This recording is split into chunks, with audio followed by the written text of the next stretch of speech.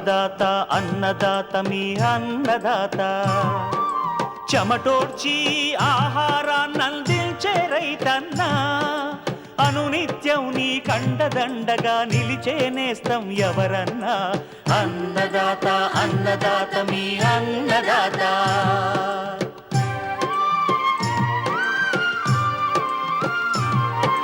నూతన రీతుల సాగుబడికి నూరింతలు పెరిగే దిగుబడికి సూచనలిచ్చే సస్య రక్షణకు పశు పోషణకి శాస్త్ర విజ్ఞానం అందించి ముందుకు నడిపే తెలుగు రైతు భారతదేశానికి మకుటం అయ్యేలా తీర్చిదిద్దే ఆశయంతో మిమ్ము మేలు కొలిపేది అన్నదాత అన్నదాత అన్నదాత మీ అన్నదాత అన్నదాత అన్నదాత మీ అన్నదాత.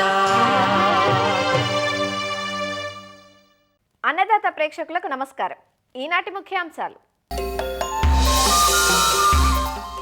కొబ్బరిని నష్టపరుస్తున్న నల్లమచ్చ తెగులు నివారణ, వేసవి నువ్వు సాగులో మెళకువలు, సాగు సుస్థిరత రైతుల ఆర్థికాభివృద్ధికి జాతీయ వ్యవసాయ పరిశోధనా సంస్థ కృషి.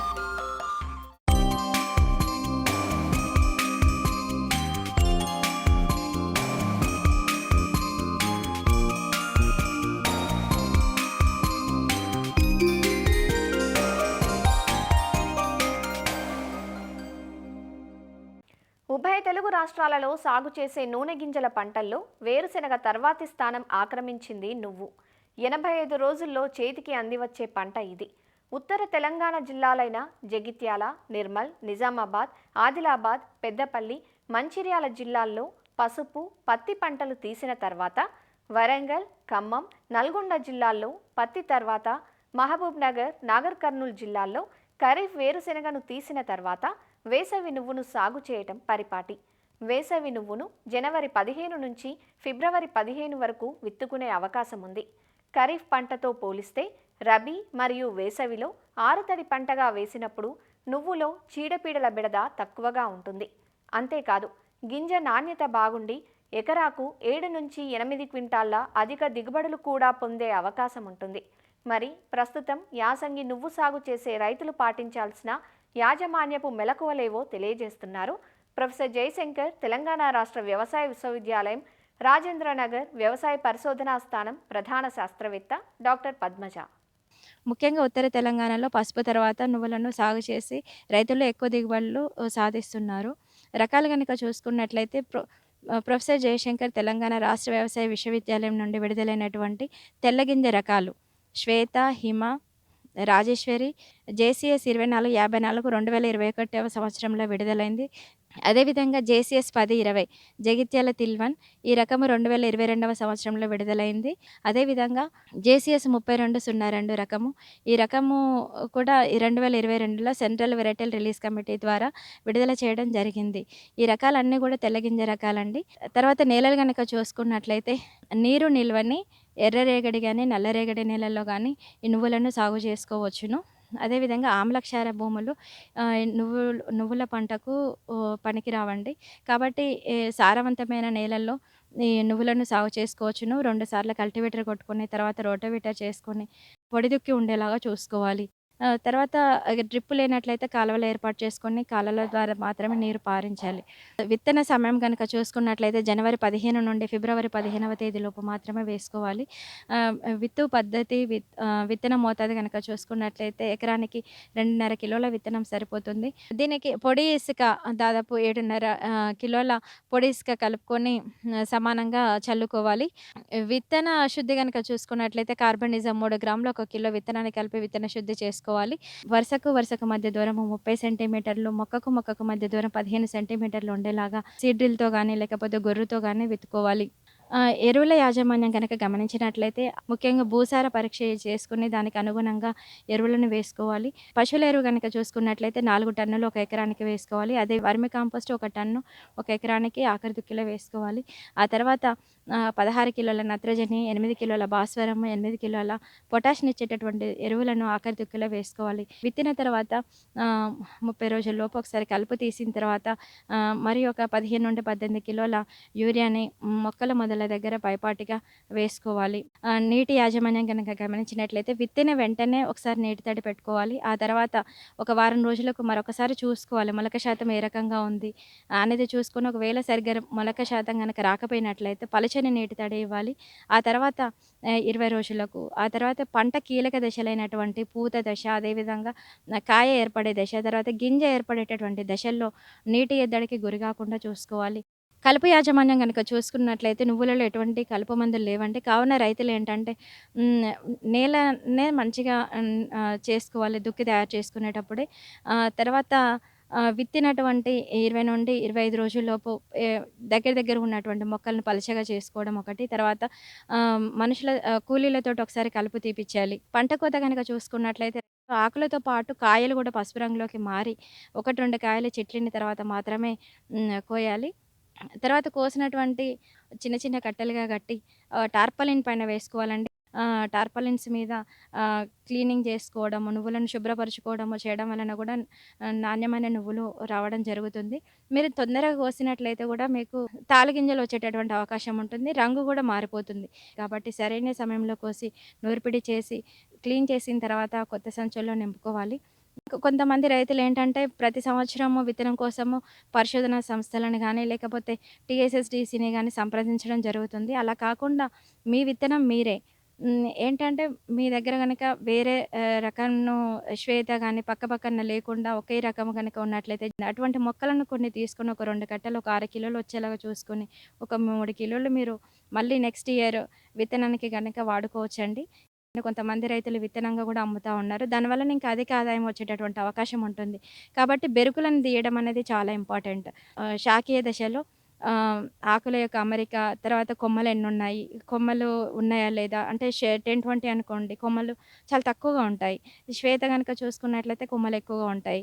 కాబట్టి ఆ రకంగా గమనించుకొని తీసేయాలి. తర్వాత పూత రంగు, పూత మీద ఉన్నటువంటి నూగు, తర్వాత కాయల యొక్క అమరిక, కాయల మీద ఉన్నటువంటి నూగును బట్టి కూడా మీరు బెరుకులను గుర్తించి తీసివేసి విత్తనోత్పత్తి చేపట్టి మిగతా రైతులకు విత్తనంగా అమ్మడం వలన కూడా మీరు అధిక ఆదాయాన్ని పొందవచ్చును. ముఖ్యంగా నువ్వులేంటంటే కోసిన వెంటనే గనక అమ్మినట్లయితే కొంచెం రేటు తక్కువగా వచ్చేటటువంటి అవకాశం ఉంటుంది. కావున రైతులు వాళ్ళ పరిస్థితులకు అనుగుణంగా కొంత మొత్తంలో జూన్, జూలైలో అమ్ముకొని తర్వాత నవంబర్, డిసెంబర్‌లో గనక అమ్మినట్లయితే అధిక ఆదాయాన్ని పొందవచ్చును.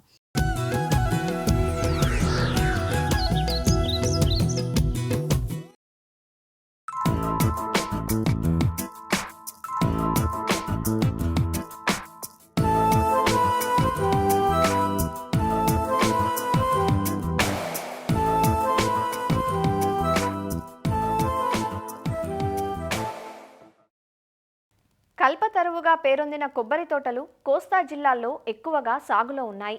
సుమారు 1,00,000 హెక్టార్లకు పైగా విస్తరించిన కొబ్బరి సాగులో దిగుబడులు మాత్రం నామమాత్రంగానే ఉంటున్నాయి. కొబ్బరి తోటల్లో రైతులు ఎదుర్కొంటున్న ప్రధాన సమస్య చీడపీడలు. ముఖ్యంగా గానోడెర్మా, నల్లమచ్చ, మొవ్వుకుళ్ళు వంటి తెగుళ్లు కొబ్బరి చెట్లను పట్టి పీడిస్తున్నాయి. వీటిలో నల్లమచ్చ తెగులు గాలి, నేల ద్వారా ఒక చెట్టు నుంచి మరొక చెట్టుకు వ్యాపిస్తుంది. కాండం పైన నల్లటి జిగురు కారటం ఈ తెగులు ప్రధాన లక్షణం. దీంతో చెట్ల జీవితకాలం తగ్గిపోయి రైతుకు తీవ్ర నష్టం కలుగుతోంది. నల్లమచ్చ తెగులును జీవ నియంత్రణ పద్ధతుల ద్వారా అదుపు చేయవచ్చంటూ వివరాలు తెలియజేస్తున్నారు వైఎస్ఆర్ ఉద్యాన విశ్వవిద్యాలయం అంబాజీపేట కొబ్బరి పరిశోధనా స్థానం తెగుళ్ల విభాగం సీనియర్ శాస్త్రవేత్త డాక్టర్ గోవర్ధన్ రావు. కొబ్బరిలో వచ్చేటువంటి తెగుళ్ళలో ఒకటైనటువంటి ఈ నల్లమచ్చ తెగులు అనేది థీలావియాప్సిస్ పేరడాక్సా అనేటువంటి శిలీంధ్రం వలన ఈ తెగులు కొబ్బరికి ఆశిస్తుంది. ఈ తెగులు ఆశించటం వలన మనకి కొబ్బరి చెట్టు కాండము పైన నల్లటి జిగురు కారటం వల్ల పైనుంచి కింద వరకు కూడా నల్లటి ద్రవం కారి మచ్చలు ఏర్పడతాయి. అందువల్ల దీనిని నల్లమచ్చ తెగులు అని చెప్పేసి అనటం జరుగుతూ ఉంటుంది.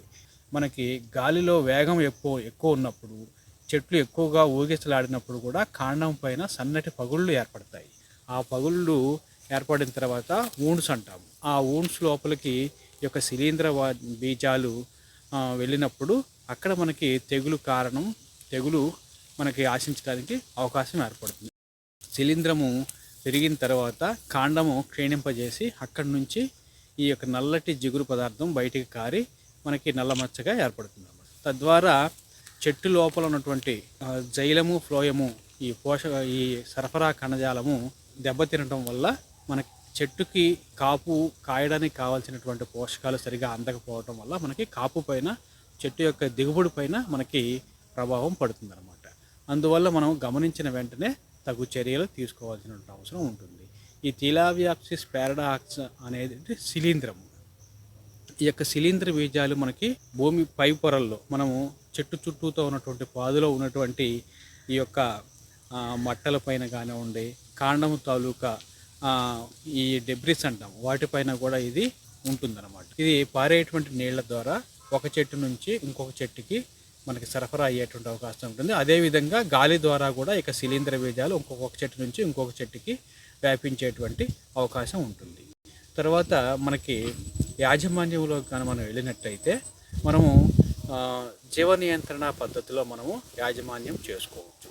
జీవ నియంత్రణ పద్ధతుల్లో మనకి ఈ ట్రైకోడర్మా రీసి లేదా ట్రైకోడర్మా హార్జియానం, ట్రైకోడర్మా హమాటం ఇట్లా ట్రైకోడర్మా జాతికి చెందినటువంటి ఈ యొక్క జీవ నియంత్రణ శిలీంధ్రాలను మనం ఉపయోగించుకొని యాజమాన్యం చేయటం మనం గుర్తించడం జరిగింది.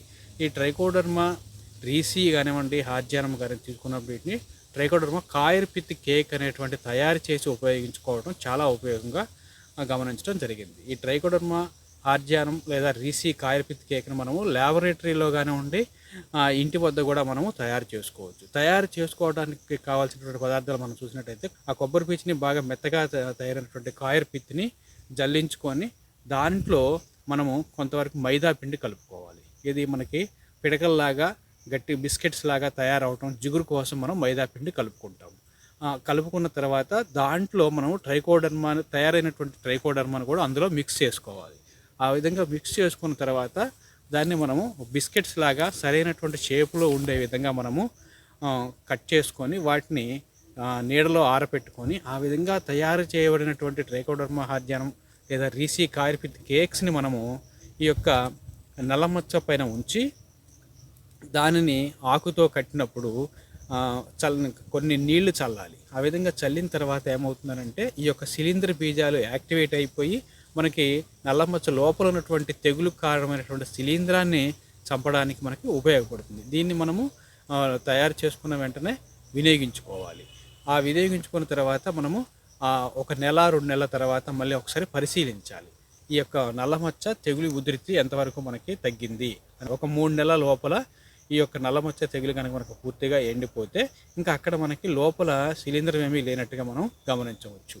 ఒకవేళ మనకి పైన ఈ మచ్చ తగ్గిపోయిన తర్వాత వేరే భాగంలో కానీ మచ్చ మళ్ళీ గమనించినట్లయితే అక్కడ కూడా ఇదే విధంగా మనము ఈ ట్రైకోడర్మా కాయర్పిత్ కేక్ని ఉంచి ఆ విధంగా మనము నియంత్రణ చేసుకోవచ్చు.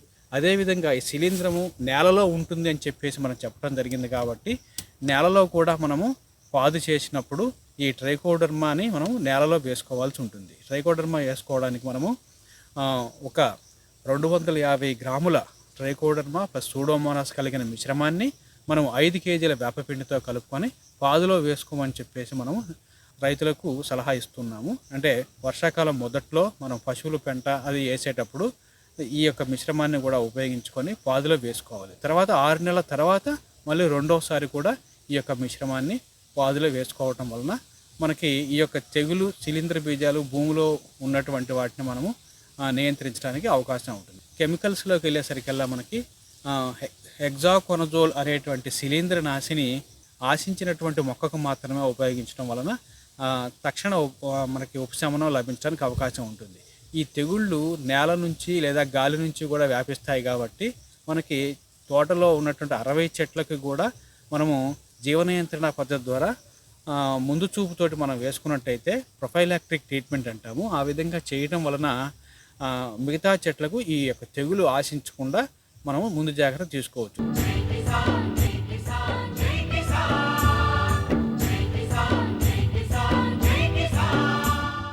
సాగు రంగంలో వస్తున్న సాంకేతికత నూతన వంగడాలను రైతులకు చేరువ చేయడంతో పాటు ఆర్థికంగా చేయూతనందించేందుకు నిరంతరం కృషి చేస్తోంది జాతీయ వ్యవసాయ పరిశోధనా సంస్థ IARI. ప్రస్తుత పరిస్థితుల్లో వాతావరణ మార్పులు, సాగునీటి సమస్య, యాంత్రీకరణ, సమస్యాత్మకంగా మారుతున్న చీడపీడలు, కోత అనంతర వృధా వంటివి వ్యవసాయ రంగానికి సవాలుగా మారుతున్నాయి. మరోపక్క అధిక ఎరువుల వినియోగంతో నేల ఆరోగ్యం దెబ్బతిని జవసత్వాలు కోల్పోతోంది. ఇలాంటి సమస్యలను అధిగమించేందుకు IARIలో కృషి జరుగుతోందంటూ సంస్థ సంచాలకులు డాక్టర్ CH శ్రీనివాసరావు తెలియజేస్తున్నారు. దేశవ్యాప్తంగా పలు రాష్ట్రాల్లో స్థానిక అవసరాలకు తగినట్లుగా తమ సంస్థలో పరిశోధనలు కొనసాగుతున్నాయన్నారు. నూనె గింజలు, అపరాలు, కూరగాయల దిగుమతులను పరిమితం చేసి స్వయం సమృద్ధి సాధించే దిశగా ప్రణాళికలు జరుగుతున్నాయని వివరిస్తున్నారు. IARI సంస్థ విస్తృత పరిశోధనలపై సంస్థ సంచాలకులు డాక్టర్ చెరుకుమల్లి శ్రీనివాసరావు అందిస్తున్న పూర్తి వివరాలను ఇప్పుడు చూద్దాం. ముఖ్యంగా IARI సంస్థ గురించి చెప్పాలంటే ఇది 120 సంవత్సరాలు సంస్థ. హరిత విప్లవం కూడా ఈ ఇన్స్టిట్యూట్ నుంచే స్టార్ట్ అయింది. మా పాత డైరెక్టర్ గారు MS స్వామినాథన్ గారు ఆధ్వర్యంలో హరిత విప్లవం జరిగింది. దాంతో ముఖ్య భూమిక పోషించింది భారతదేశంలో ఆహార భద్రత, న్యూట్రిషన్ అవన్నీ పోషించడంలో పూసా సంస్థ. దీన్ని పూసా సంస్థ అని కూడా అంటారు. వాతావరణ మార్పులు అనేది, నీళ్ల సమస్య, భారతదేశంలో మెకనైజేషన్, యాంత్రీకరణ తక్కువగా ఉంది, కొత్త పెస్ట్లు, డిసీజులు వస్తున్నాయి, పోస్ట్ హార్వెస్ట్ లాసెస్ అంటే ఫుడ్ లాసెస్ చాలా ఎక్కువ అవుతున్నాయి, అంటే పండించిన పంటలు నష్టపడుతున్నాయి. దాంతోపాటు ఇంకా నేల ఆరోగ్యం తగ్గిపోతుంది, కార్బన్ తగ్గిపోతుంది, ఎక్కువ ఎరువులు వేస్తున్నాము, ఇన్ని చాలా సమస్యలు ఉన్నాయి. దానికి అనుగుణంగా పూసా సంస్థ న్యూఢిల్లీ నుంచి ఇప్పుడు కొత్త మన పరిశోధనలు ఈ మధ్య ఏం జరుగుతున్నాయి, దేశానికి ఏమిస్తున్నాము అని అంటే, ముఖ్యంగా IARI సంస్థ ఒక న్యూఢిల్లీలో మెయిన్ క్యాంపస్ ఉంది, 2 క్యాంపస్లు ఉన్నాయి. ఒకటి అస్సాం రాష్ట్రంలో ఉంది, ఒకటి జార్ఖండ్ రాష్ట్రంలో ఉంది. దీంతో పాటు 9 రీజనల్ సెంటర్స్ ఉన్నాయి. ఇవన్నీ కలిసి భారతదేశం మొత్తానికి రైతులకు కావాల్సిన కొత్త టెక్నాలజీస్ ఏంటి, పరిశోధనలు ఏం చేస్తాం, పరిశోధనల నుంచి టెక్నాలజీ వస్తాయి, టెక్నాలజీ వచ్చిన తర్వాత దాన్ని రైతుల పొలంలోకి ఎలా తీసుకెళ్లాలనేది ఒక పరిశోధన, టెక్నాలజీ తయారు చేయటం, ట్రాన్స్ఫర్ ఆఫ్ టెక్నాలజీ రైతులకు తీసుకెళ్లటం, తర్వాత పాలసీ. ముఖ్యంగా ఈ 4 భూమికలు పోషిస్తుంది. కొత్త వంగడాలు ఎలా చేయాలి అంటే, న్యూట్రిషన్తో పాటు ఒక వాతావరణ మార్పులను తట్టుకునే వంగడాలు ఈ మధ్య మొన్న 5 వంగడాలు రిలీజ్ చేసేశారు. నూనెలు దిగుమతి చేసుకున్నాం. సుమారుగా 2 లక్షల కోట్ల వర్త్ నూనెలు దిగుమతి చేసుకుంటున్నాం. అట్లనే ఈ మధ్య పప్పు దినుసులు మనం దిగుమతి చేసుకుంటున్నాం, తర్వాత ఆకుకూరలు దిగుమతి చేసుకుంటున్నాము. ఈ మూడిట్లో ఎట్లా మనకి స్వతంత్రంగా సెల్ఫ్ రిలయన్స్ ఎలా రావాలి అనే దాని మీద ముఖ్యంగా ప్రయారిటీ ఏంటంటే, కొత్తగా ఒక సీడ్ మిషన్స్ వచ్చాయి. న్యూట్రిషన్ బాగా హై ఈల్డింగ్ వెరైటీస్ తయారు చేయటం, వాతావరణ మార్పులకి అనుకూలంగా ఉండే వెరైటీలు తయారు చేయటం, విత్తనంతో పాటు న్యూట్రియంట్స్ బ్యాలెన్స్డ్గా ఎట్లా వేయాలి, నీరు పెట్టడం ఎట్లా, కీటనాశకాలు ఇవన్నీ ఎట్లా సంతులంగా ఉపయోగించాలి, ఇవన్నీ కలిపి ఒక సీడ్ మిషన్స్ లాంటిది ఒకటి వస్తుంది. ఈ పప్పు దినుసులు దాని గురించి మా IARIలో వరి, గోధుమతో పాటు పప్పు దినుసులు, కొత్త వంగడాలు అండ్ నూనె గింజలు, దాంతోపాటు మొక్కజొన్న, సోయాబీను, ఆకుకూరలు, పూలు, పండ్లు ఇవన్నిటి మీద ఎలా కొత్త వెరైటీస్ తీసుకురావాలి అంటే, అదివరకు కూడా మనం కొన్ని వెరైటీస్ తయారు చేస్తాం. ఇప్పుడు ఏంటంటే ఈ వాతావరణ మార్పులకు తగ్గట్టు ఎలా ముందుకు తట్టుకుంటుంది, రిలీజ్ అయ్యే కొత్త వెరైటీస్ వాతావరణ మార్పులు అంటే తక్కువ వర్షపాతానికి, ఎక్కువ వర్షపాతానికి, టెంపరేచర్ వాతావరణంలో వేడి పెరిగినా సరే అలాంటిది కొత్తగా జోడీకరించడం అదొకటి ముఖ్య భూమిక ప్రాసింది. రెండోది ఏంటంటే యాంత్రీకరణ చాలా ముఖ్యమైనది. అంటే లేబర్ కాస్ట్ కూడా పెరుగుతుంది. టైమ్లీ సోయింగ్ ఆపరేషన్స్ కానీ, ఒక హార్వెస్టింగ్, పత్తి హార్వెస్టింగ్ మేము చూసాం, చాలా సమస్యలు వస్తున్నాయి. యాంత్రీకరణ ముందుకు తీసుకెళ్ళాలి అని అంటే ముఖ్యంగా భారతదేశానికి ఏం కావాలంటే, మన కమతాలు చిన్నవి, చిన్న కమతాలు తట్టుకునేట్టు స్మాల్ ఫామ్ ఒక చిన్న రైతుకి ఏ యాంత్రీకరణ కావాలనేది ఆ మోడల్స్ చాలా కొత్త మోడల్స్ తయారు చేస్తున్నాము. ఆ మోడల్స్తో పాటు దాన్ని కమర్షియలైజ్ చేసి ఇండస్ట్రీస్కి లింక్ చేస్తున్నాం. నేలలో సేంద్రియ కార్బన్ తగ్గిపోతుంది, ఎక్కువగా ఫెర్టిలైజర్స్ ఎక్కువ వేస్తున్నాము, దాన్ని ఎలా తగ్గించాలి, తర్వాత అలానే మనకి పంట అవశేషాలు అంటే క్రాప్ రెసిడ్యూ అంటాము, దాన్ని కొంతమంది రైతులు కాలుస్తున్నారు. పంట అవశేషాలు కాల్చడం అనేది చాలా దారుణమైన సమస్య. దాంట్లో చాలా సేంద్రీయ కార్బన్, మన నేలల్లో చాలా సేంద్రీయ కార్బన్ తక్కువగా ఉందండి. సేంద్రీయ కార్బన్ ఎలాంటిదంటే మనిషికి గుండెకాయ ఎలాంటిదో నేల ఆరోగ్యానికి సేంద్రీయ కార్బన్ అనేది చాలా ముఖ్యమైనది.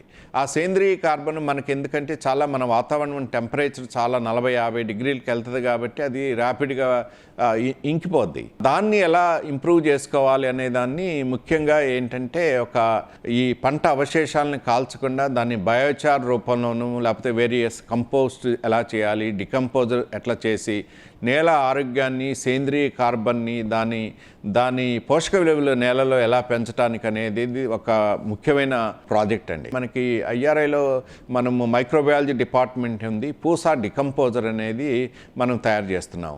అది పూసా డికంపోజర్ ఏంటంటే మనకు వేసిన చెత్త కుళ్ళిపోయి మెన్యూర్గా తయారవటానికి అది కొత్త మోడల్స్, కొత్త ఫార్ములేషన్స్ అవేటి కొత్తగా తయారు చేస్తున్నాం. మనం మార్కెటింగ్లో కూడా చాలా చిన్న సైజులో ఉంటుంది, ఒక డబ్బా రూపంలో. అది తీసుకెళ్ళి చెత్తలో వేసుకుంటే అది మెన్యూర్గా అవుద్ది.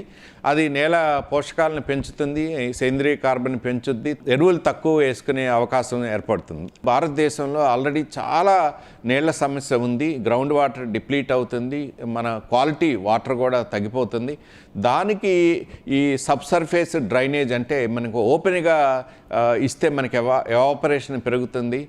స్ప్రింక్లరు, డ్రిప్స్ ఎక్కువ ఎలా ప్రమోట్ చేయాలి, దాంతో పాటు భూమిలో నుంచే డ్రిప్ ఇరిగేషన్ ఇంకా ఎవాపరేషన్ తగ్గటానికి ఆ మోడల్స్ కూడా తయారు చేస్తున్నాం. డిఫరెంట్ స్టేట్స్లో నుంచి అగ్రో ఫారెస్ట్రీ మోడల్స్ని ముందుకు ఎలా తీసుకెళ్లాలనేది కూడా దానికి ఒక రీసెర్చ్ జరుగుతుంది. మన దగ్గర ఎన్విరాన్మెంటల్ డివిజన్ ఉంది. 2070 కల్లా నెట్ జీరో అంటే మనం ఎంత రిలీజ్ చేస్తామో బయటకు అంత లోపలికి తీసుకెళ్ళే సిస్టమ్ అనేది నెట్ జీరో అని టార్గెట్ పెట్టారు. మన ఎన్విరాన్మెంటల్ సైన్సెస్ వేరియస్ మోడల్స్ ద్వారా ఈ ఈ ఆయువులు బయటికి రాకుండా ఎట్లా తీసుకెళ్ళాలి, ఎలా కార్బన్ని ఫిక్స్ చేయాలనే కొత్త రీసెర్చ్ అనేది మన ఎన్విరాన్మెంటల్ సైన్సెస్ అలాంటిది జరుగుతుంది. తర్వాత పంట పండించిన తర్వాత కనీసం 30% పంట నష్టమైపోతుంది. ఎక్కడ నష్టం అవుతుంది? పొలంలో నష్టం అయిపోతుంది, హార్వెస్టింగ్ దగ్గర కోసేటప్పుడు నష్టమైపోతుంది, స్టోరేజ్ దగ్గర మనం ఎక్కడైతే స్టోర్ చేస్తున్నామో అక్కడ అవుతుంది, తర్వాత మన గ్రాసరీ కొంటున్నాము ఇంట్లో మనం వండుకునేటప్పుడు దాన్ని ఎలా తగ్గించాలి, పంట పండిన దాన్ని ఎలా నష్టపోకుండా ఎలా తగ్గించాలనేది మన దగ్గర పోస్ట్ హార్వెస్ట్ టెక్నాలజీ అనేది కొత్త ఫార్ములేషన్స్, కొన్ని పంటల నుంచి కొత్త కెమికల్స్, న్యూట్రిసిటికల్స్, మెడిసిన్స్కి ఉపయోగపడే న్యూట్రిసిటికల్స్ అన్నీ ఎక్స్ట్రాక్ట్ చేసేసి దానికి హై వాల్యూ అంటే అగ్రికల్చర్ ఒక ఫుడ్డే కాదు, ఆహారమే కాదు, ఆహారం నుంచి ఎలా ఒక ఆరోగ్యానికి ఎలా లింక్ చేయాలి అనేది పోస్ట్ హార్వెస్టెడ్ టెక్నాలజీస్ నుంచి అది జరుగుతుంది. మనకి హైదరాబాద్లోనూ ఇక్కడ చూస్తే ఒకప్పుడు మనకి డ్రాగన్ ఫ్రూట్ లేదు, కొత్తగా డ్రాగన్ ఫ్రూట్ తీసుకొచ్చాం. అదివరకు షిమ్లాలోనే యాపిల్ పండిస్తున్నాం. ఇప్పుడు కొన్ని ఆంధ్రప్రదేశ్లో కొన్ని లొకేషన్స్లో చల్లటి శీతాకాలం ఉంటుంది, దాంట్లో కూడా యాపిల్స్ ఎట్లా పండించాలి, అలా క్రాప్ డైవర్సిఫికేషన్ అనేది చాలా ఇంపార్టెంట్ అజెండా. ఒక క్యాబేజ్, క్యాలీఫ్లవరు ఆ చల్లటి దాంట్లో కాకుండా దీన్ని ఎట్లా తీసుకొచ్చి సౌత్ ఇండియాలో, ఆంధ్రప్రదేశ్, తెలంగాణలో ఎట్లా పండించే అనేది కూడా ఇప్పుడు మేము పరిశోధనలు చేస్తున్నాము.